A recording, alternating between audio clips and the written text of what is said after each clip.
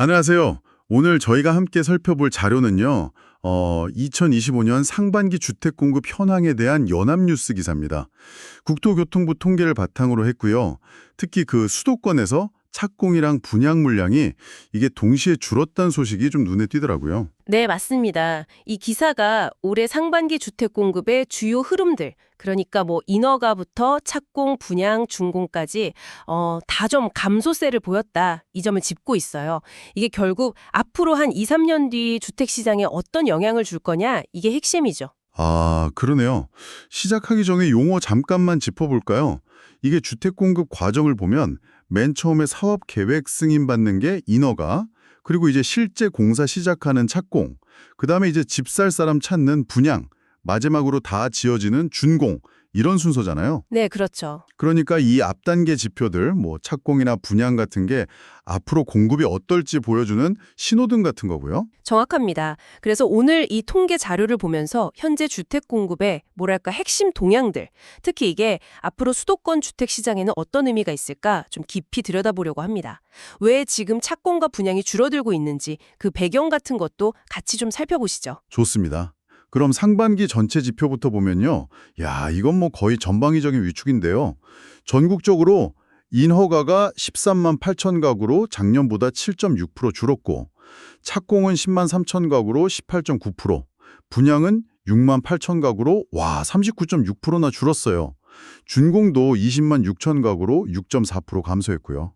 분양 감소폭이 정말 크네요. 네, 특히 좀 주목할 부분은 그동안 주택 시장이 좀 회복되는 거 아니냐 이런 얘기가 나오던 수도권마저도요. 착공이 8.1%, 분양이 18.4% 줄었다는 점이에요. 지방은 뭐 상황이 더 심각합니다.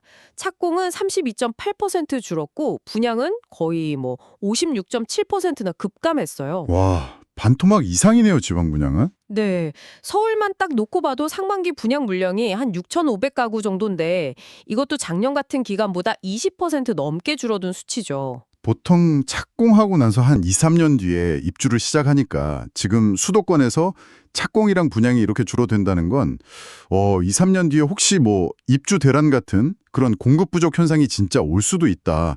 이런 경고음으로 들리는데요. 네, 그럴 가능성을 뭐 배제할 수는 없습니다. 확실히 미래 공급 기반이 좀 약화되고 있다는 신호니까요. 물론 이제 6월 한 달만 딱 떼어놓고 보면 수도권 착공이 작년 같은 달보다 152%확 늘어나는 좀 이례적인 모습도 있긴 했어요. 아, 152%요? 갑자기요? 네. 근데 이건 상반기 전체 추세로 보면 명확한 감소세 속에서 나온 일시적인 현상일 수 있어서요. 이 한 달 반짝 증가한 것만 가지고 장기적인 공급 부족 우려가 다 해소됐다 이렇게 보기는 좀 어렵습니다. 아, 그 급증은 뭔가 좀 단기적인 요인이 있었을 수 있겠군요. 알겠습니다. 근데 이렇게 미래 공급에 대한 우려는 커지는데 또 시장에서는 정반대 신호도 나오고 있다면서요? 그 악성 미분양이라고 부르는 거 있잖아요. 다 지었는데도 안 팔린 거. 네, 준공 후 미분양. 네, 그 준공 후 미분양 주택이 23개월 만에 처음으로 줄었다는 소식도 있던데요. 이것도 5개월 연속 줄었습니다. 한 4.4% 정도요. 수도권 마이너스 8.9%랑 지방 마이너스 3.1%둘 다 줄었죠. 아, 쌓여있던 재고가 조금씩 팔리기 시작했다. 이런 의미군요.